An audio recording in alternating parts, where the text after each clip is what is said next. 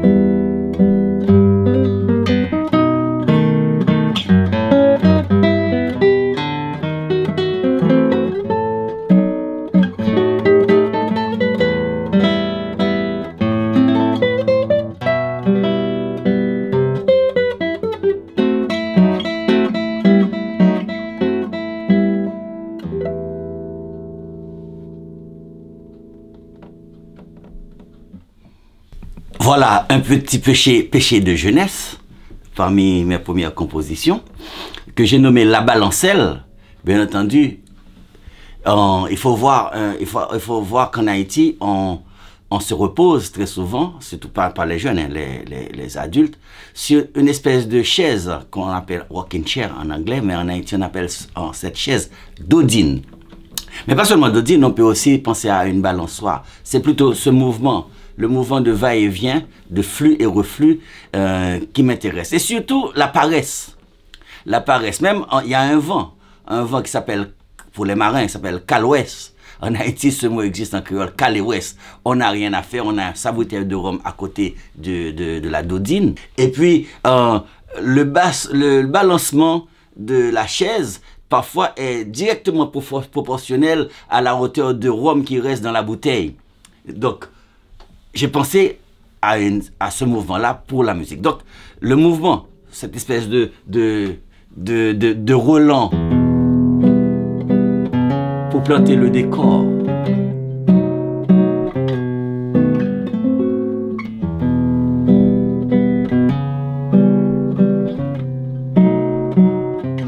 Voilà, on plante ce décor-là, certainement sous un manguier ou un avocatier, ou peut-être sous les bougainvilliers, ou même du ylang-ylang, une espèce de plante qui sent très bon. Donc, une ambiance nostalgique pour dire qu'en Haïti, on n'est pas tout le temps attaché au rythme dansant. Là, on est dans une Haïti métissée, précisément, parce qu'on est dans un carrefour d'influences culturelles multiples. Là, c'est l'influence romantique carrément. Romantique, ça veut dire la poésie, la musique du 19e siècle. Mais on est né, Haïti est né au 19e siècle. Hein. Victor Hugo a dit le siècle avait 2 ans quand il est né. Haïti avait 4 ans. Le siècle avait 4 ans quand Haïti est né. Donc 19e siècle, 1804. Donc on est en plein romantisme. Et cette musique est une musique romantique par l'aspect rêveur et aussi par les harmonies utilisées et par la mélodie. La mélodie.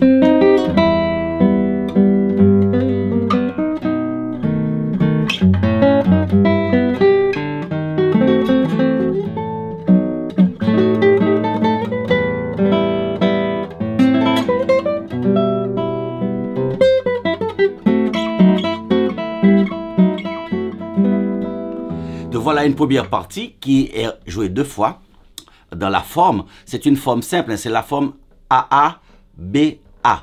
Donc c'est une forme très connue dans tous les styles de musique. On appelle ce forme la forme en aria da capo.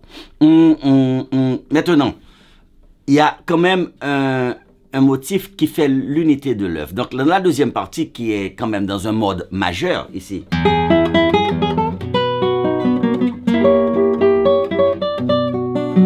Donc il y a un jeu de modulation. Hein. Je sors de mi majeur, je suis tout de suite mi mineur. Hein.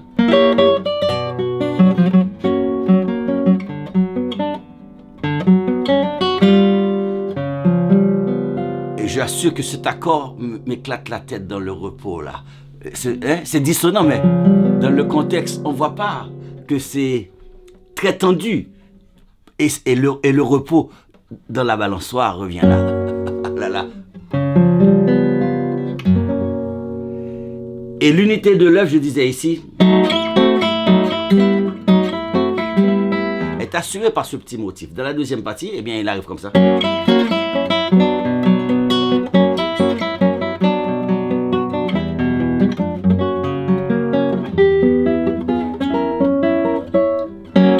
Ok? Et là, là, vous voyez, cette petite chose-là qui appartient aux 2 grandes phrases, eh bien, c'est ce qui fait vraiment que l'œuvre reste un jet unique. Sur la guitare, on aime bien les tonalités avec les cordes à vide. Par exemple, le mi mineur donne l'avantage d'une guitare ample avec des cordes qui résonnent dans tout le corps de la guitare. Et pareil pour la deuxième partie, le mi majeur donne aussi une note d'espoir, une note, on pourrait abandonner la nostalgie, mais elle va revenir. Parce que le romantisme, on dit dans le romantisme, le désespéré prend plaisir à ses larmes. Hein? Le romantique porte son cœur en échappe, comme on dit. C'est-à-dire, il dit, soyez bénis, mon Dieu, qui donne la douleur comme un divin remède à nos impuretés. Donc, cette espèce de nostalgie, cette espèce de spleen, eh bien, pour nous, Haïtiens, c'est une façon d'être heureux quand même, dans le spleen. Voilà tout ce que je peux dire.